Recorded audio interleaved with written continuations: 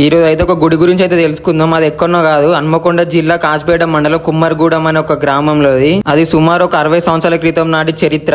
ఆ గ్రామంలో గాన్లో మెట్టు రాములు అనే వ్యక్తి నివసించేవాడు. ఒక రాత్రి ఆయన నిద్రిస్తుండగా పరమేశ్వరుడు కలలో కనిపించి, నేను ఈ ప్రదేశంలో ఉన్నాను, నన్ను తీసుకువెళ్లి గ్రామంలో ప్రతిష్ఠించు అని ఆదేశించాడు. మరుసటి రోజు మెట్టు రాములు మరియు గ్రామస్తులు కలిసి రాజన్న బండ అనే స్థలం వద్దకు వెళ్లి తవ్వడం ప్రారంభించారు. వారు తవ్వుతుండగా వారికి ఒక శివలింగం మరియు హనుమంతుని విగ్రహం లభించాయి. వారు తవ్వుతున్న చోట ఎన్నో తేళ్లు చీమలు వచ్చాయి, కానీ ఎవరికి హాని చేయలేదు. అప్పుడు గ్రామస్తులు అందరూ కలిసి శివలింగాన్ని ఎడ్ల బండిపై పెట్టి గ్రామానికి తీసుకువస్తున్నారు. బండి సరిగ్గానే వస్తుంది, కానీ గ్రామం లోపలికి రాగానే ఒక్కసారిగా ఆగిపోయింది. అప్పుడు గ్రామస్తులు బావుల నీళ్లు తీసుకువచ్చి బండి ముందు పోశారు. బండి మళ్లీ కదిలింది. కొద్దిసేపు తర్వాత బండి అక్కడికక్కడికే కూలిపోయింది. శివలింగం నేలపై పడింది. దాంతో గ్రామస్తులు అది పడిన చోటనే దాన్ని ప్రతిష్ఠించాలని నిర్ణయించుకున్నారు. ఈ అద్భుతం జరిగిన చోట నేడు శ్రీ రాజరాజేశ్వరి దేవాలయం కొలువై ఉంది. ఈ ఊర్లో ఉన్న శివలింగం మరియు వెమ్లవాడలో ఉన్న శివలింగం ఆకారంలో ఒకేలాగా ఉంటాయి. కొన్ని నెలల క్రితమే గ్రామస్తులు విరాళాలు సేకరించి గుడిని మళ్లీ నిర్మించి అందులో ధ్వజస్తంభం మరియు నవగ్రహాలను ప్రతిష్ఠించారు. గుడిని మళ్లీ నిర్మించిన సందర్భంగా మంచి కోసం ఆలయంలో మొట్టమొదటిసారిగా దుర్గమ్మతను ప్రతిష్ఠించారు. నెక్స్ట్ వీడియోలో అయితే కలుసుకుందాం.